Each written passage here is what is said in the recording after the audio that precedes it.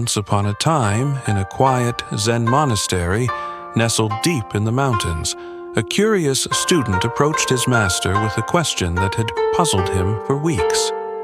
The student knelt before the master and asked, "Master, I have heard of a profound Zen riddle.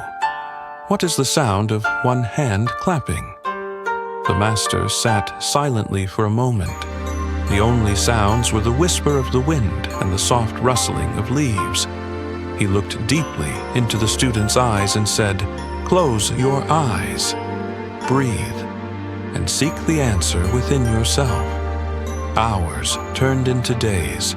The student meditated, listened to the wind, and even clapped one hand against objects, desperately searching for the answer.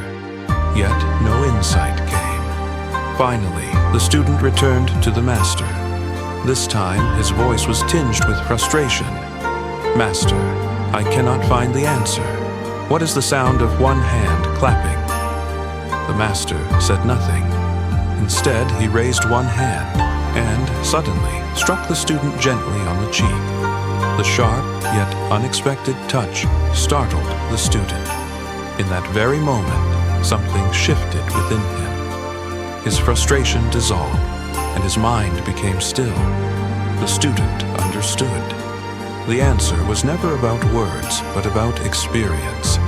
Some truths cannot be explained. They must be felt, opening a path to deeper awareness.